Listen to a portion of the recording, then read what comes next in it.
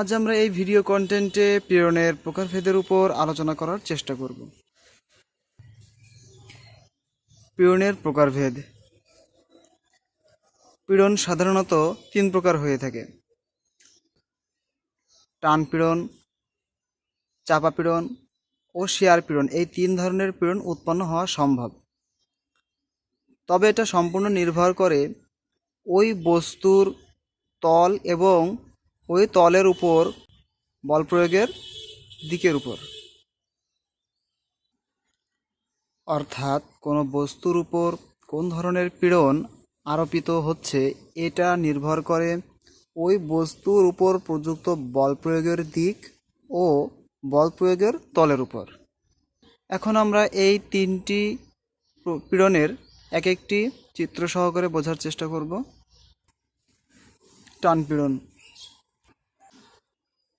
ধরি চিত্রে প্রদর্শিত বস্তুটি সমান্তরাল গোলাকার নিরেট একটি লোহার দণ্ড। এই দণ্ডটির বিপরীত প্রান্তদ্বয় যথাক্রমে এ ও বি। এখন প্রশ্ন আসতে পারে, কেন আমরা সি ও ডি কে বিপরীত প্রান্তদ্বয় হিসেবে বিবেচনা করলাম না? সি ও ডি কে আমরা বিপরীত প্রান্তদ্বয় হিসেবে কেন বিবেচনা করলাম না তার ব্যাখ্যা হলো এমন যে আমরা টান পীড়ন এক্সপ্লেইন করার জন্য বল প্রয়োগের দিক হিসেবে এ ও বি প্রান্ত দ্বয়কে মনোনয়ন করেছি, কারণ এ ও বি প্রান্তদ্বয় সমান্তরাল ও সুষম একটি ক্ষেত্রফল প্রদান করে। এই কারণে সি ও ডি অবশ্যই বিপরীত প্রান্তদ্বয়, কিন্তু এখানে সুষম ক্ষেত্রফল না পাওয়ায় আমরা এ ও বি প্রান্তদ্বয়কেই মনোনয়ন করেছি এবং আমরা বল প্রয়োগ করব এ ও বি প্রান্তদ্বয়।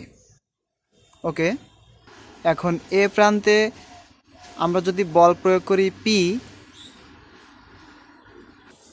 এবং বি প্রান্তেও বল প্রয়োগ করব পি, তাহলে উৎপন্ন হবে এ ও বি প্রান্ত বিপরীত প্রান্তদ্বয়ের উপর প্রয়োগকৃত আরোপিত বল পি, যাহা উভয়ই বিপরীতমুখী। এটা যে বিপরীতমুখী আর একটু ক্লিয়ার বোঝার জন্য আমরা জ্যামিতির ছোট্ট একটু হেল্প নিতে পারি।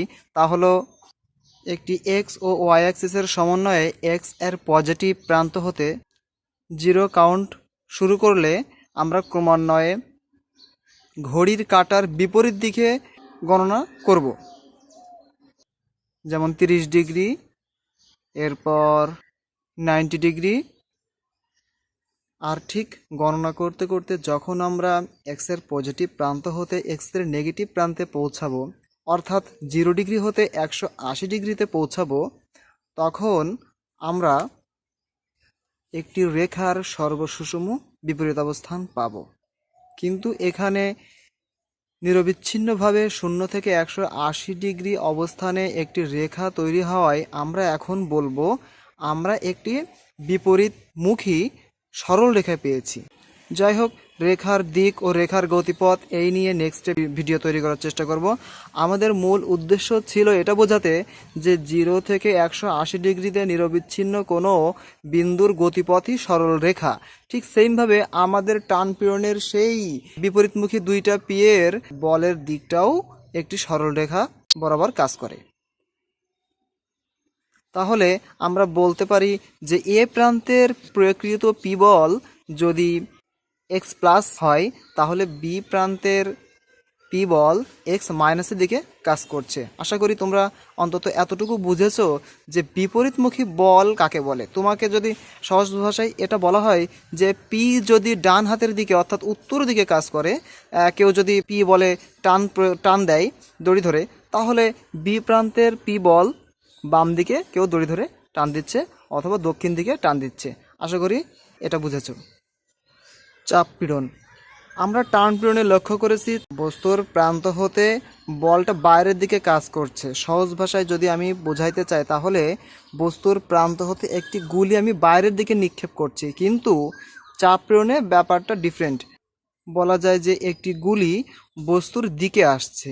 টান পীড়নে যেমন বস্তুর থেকে একটি গুলি বাইরের দিকে যাচ্ছে আর চাপ প্রেরণে একটি গুলি বস্তুর দিকে আসছে। কিন্তু মূল কথা, বলটি বাইরের দিকে ক্রিয়া করবে টান প্রেরণে, আর চাপ প্রেরণে বস্তুর ভিতরের দিকে ক্রিয়া করবে। তো এখন এটা আমরা বলতে পারি যে টান প্রেরণে তো দুইটা বিপরীত সমধর্মী বল প্রয়োগ করা হয়েছিল বা কাজ করে। তো এখানে সেটা কোথায়? এখানে সেই বিপরীতধর্মী সমমানের বলটি কোথায়? আসলে এখানে একটি বল আমরা প্রয়োগ করছি, আর একটি বল সমমানের বিপরীত বল মাটি অথবা ওই বস্তু যেটার উপরে সাপোর্ট হিসেবে থাকে অথবা বস্তু নিজেই বাকি বলটি প্রতিরোধ করে বিপরীতমুখীভাবেই। আমি পাশের চিত্রে দেখাচ্ছি। এখানে বস্তুর উপরে বল প্রয়োগ করলে তার সমমানের বল নিচের তলে উৎপন্ন হয়। একটা উদাহরণ দেওয়া যেতে পারে, যদি আমরা মুক্ত মাটিতে একটি ইট রেখে তার উপরে দাঁড়িয়ে থাকি, তাহলে আমার ওজনটি ওই ইটের উপরের প্রযুক্ত বল এবং মাটি অসম্ভব শক্তি নিয়ে, অর্থাৎ পৃথিবী অসম্ভব শক্তি নিয়ে আগেই জায়গায় স্ট্যাবল ছিল, আর আমার প্রয়োজনীয় যতটুকু আমি বল প্রয়োগ করছি সেই পরিমাণে বল আমাকে ফেরত দিচ্ছে, এবং দুইটা বলের মান সমান হওয়ার কারণে আমরা ওখানেই স্থিতিশীল আছি। এখন বলা যেতে পারে পৃথিবীর অসম্ভব শক্তি, তাহলে আমি কেন আকাশে উঠে চলে গেলাম না? কারণ পৃথিবী অসম্ভব শক্তি নিয়ে থাকলেও সেটা সে স্থিতিশীল অবস্থায় আছে, আর আমি ন্যূনতম বল নিয়ে হলেও মুভমেন্ট অবস্থায় তার উপরে বল প্রয়োগ করছি। তো যখন আমার সমস্ত শক্তি ওই স্থিতি বলের কিছু অংশের সাথে ক্রাশ হয়ে গেল, তখন তো আমরা স্থির অবস্থায় থাকবো, তাই না? অ্যান্ড নাও শেয়ার প্রেরণ। আমি শেয়ার প্রেরণ এক্সপ্লেন করার জন্য তিনটা চিত্র অঙ্কন করেছি, যেখানে দেখানো হচ্ছে যে একটি গোলাকার চাকতির ভিতরে ছিদ্র। আসলে এখানে বল প্রয়োগ করার ফলে ওই বস্তুর সমস্ত অংশের ভিতরে বল প্রয়োগকৃত তলটুকুর অংশ ওখান থেকে ছিঁড়ে গেছে বা ওখান থেকে ডিসপ্লেসমেন্ট হয়ে গেছে। ঠিক সেমভাবে পাশের চিত্র, মধ্যখানের চিত্রটায় দুইটি প্লেট একটির উপরে আরেকটি ছিল, কিন্তু পার্শ্ব বল প্রয়োগের ফলে ডিসপ্লেসমেন্ট হওয়ার চেষ্টা করছে বা ডিসপ্লেসমেন্ট হয়ে যাচ্ছে। এবং শেষাংশের চিত্রে লক্ষ্য করো, ডট ডট ডট চিহ্ন সমেত সমস্ত অংশটি একটি পূর্ণাঙ্গ বক্স ছিল, কিন্তু এখন কোয়ার্টারবৃত্ত ক্ষেত্রফল পরিমাণ বক্সের কোনো এক কর্নারে কোয়ার্টারবৃত্ত ক্ষেত্রফল পরিমাণ জায়গার উপর বল প্রয়োগ করার ফলে এই অংশটুকু পূর্ণাঙ্গ বস্তু থেকে বিচ্ছিন্ন হয়ে গিয়েছে, আর ছিন্ন হয়ে যাওয়া অংশটুকু যেটা নিচাংশে অঙ্কিত হয়েছে সেটার ছেদিত তলটাই সেই কার্যকরী বল প্রয়োগের তল, যেটা আমি নিচে লিখেই রেখেছি যে লক্ষ্য করো, বস্তুর উপর প্রযুক্ত বল প্রয়োগের দিক ও বল প্রয়োগের তলের উপর নির্ভরশীল। ছেদিত দাগ দাগ অঙ্কিত ওই তলটার উপরে আমি বল প্রয়োগ করেছিলাম, এবং ওই অংশ জুড়ে, সমস্ত বস্তুর উপরে নয়। কিন্তু বস্তু তার সমস্ত আয়তনটা স্ট্যাবল রেখে শুধুমাত্র বল প্রয়োগের ওই ছেদিত তলটুকু সমেত এইচ উচ্চতায়, পাশে দেখো হাইট এইচ লেখা আছে, এইচ উচ্চতা নিয়ে ছিঁড়ে পড়েছে। অর্থাৎ যখন আমি এখানে বল প্রয়োগ করেছি এইচ উচ্চতায়, আর ওই দেয়ালের পরিসীমা, বাঁকা দেয়ালের পরিসীমা বরাবর ঘর্ষিত অবস্থায় ঘর্ষণ খেয়ে খেয়ে ছিঁড়ে বিচ্ছিন্ন হয়েছে। আশা করি তোমরা শেয়ার প্রেরণ বুঝতে পারছো। নেক্সট ক্লাসে আমরা যখন উদাহরণ করব তখন প্রত্যেকটা বিষয় আর আমরা ক্লিয়ার হয়ে যাব। আজকে এ পর্যন্তই। আসসালামু আলাইকুম।